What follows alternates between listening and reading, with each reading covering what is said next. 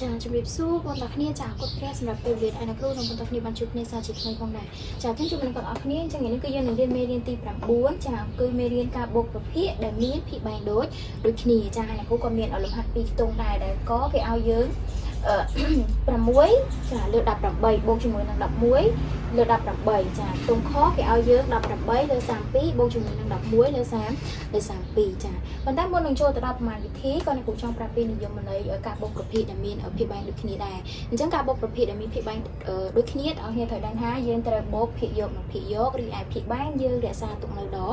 ដែលចាហើយបើសិនជាប្រភេទនោះយើងអាចបង្រួមបានគឺយើងចាយើងត្រូវបង្រួមប្រភេទនោះចាឥឡូវយើងចូលមកដល់ប្រមាណវិធីនៅខ្ទង់កចាឥឡូវមកគិតជាមួយអ្នកទាំងអស់គ្នាអញ្ចឹងយើងដឹងហើយមិញថាបូកប្រភេទដែលមានភាគបែងដូចគ្នាគឺយើងបូកតែភាគយកទេរីឯភាគបែងយើងរក្សាទុកនៅដដែលចាអ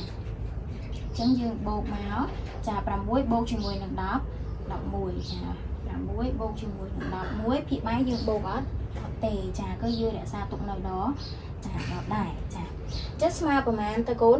6បូកជាមួយនឹង11ចាគឺស្មើនឹងចា15ចា17លើ15ចា18ចាឥឡូវយើងត្រូវមើលប្រភេទនេះទៀតថាតើជាប្រភេទដែលអាចបង្រួមបានអត់ចាឥឡូវយើងមើលចាអញ្ចឹងដើម្បីបង្រួមប្រភេទបានចាគឺយើងត្រូវយកភាគយក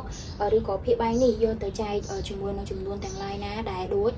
គ្នាចាឥឡូវយើងមើល17នេះយើងអាចចែកដាច់នឹងលេខអីគេចាគឺវាអាចចែកដាច់តែលេខខ្លួនឯងទេចាហើយដល់ពេល18នេះគឺយើងអាចចែកដាច់នឹងម៉ាគាត់ចាគឺចែកដាច់នឹង2មែនអត់ចាអញ្ចឹង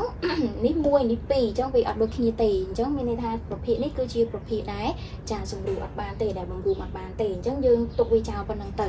ចាអញ្ចឹងចម្លើយរបស់ខ្ទង់កគឺឃើញ17ចាលើ15ចាលើ18ចាឥឡូវយើងចូលដល់ខ្ទង់ខម្ដងខ្ទង់ខមិនគេឲ្យ18លើ32បូកជាមួយនឹង11លើ32ចាឥឡូវយើងមកមើលវិធីបូកចាឥឡូវយើងដាក់មក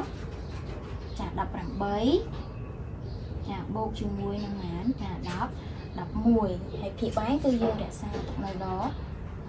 ដែរចាស្មើនឹងប៉ុន្មានគាត់ចាដើម្បីឲ្យកាន់តែច្បាស់មកគណនាមួយអ្នកគុំទាំងអស់គ្នាមកយើងដាក់18ចាបូកជាមួយនឹង10ចា11 8បូកជាមួយនឹង1ចាយើងបាន9 1បូកជាមួយនឹង1យើងបានចា2ចាអញ្ចឹងចម្លើយរបស់យើងគឺឃើញម៉ានចាគឺយើងឃើញ29ចាលើ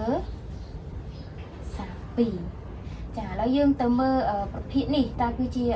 ប្រភេទដែលអាចបង្រួមបានអត់ចា29ហើយនឹង32នេះអាចសម្រួលបានអត់ចាគឺសម្រួលអត់បានទេចាអញ្ចឹងបើសម្រួលអត់បានទេគឺយើងដាក់វាមកចាអញ្ចឹងគឺបាន29នៅលើចានៅលើ32ចាអញ្ចឹងមេរៀនរបស់អ្នកគ្រូនៅថ្ងៃនេះដែលតកតងជាមួយនឹង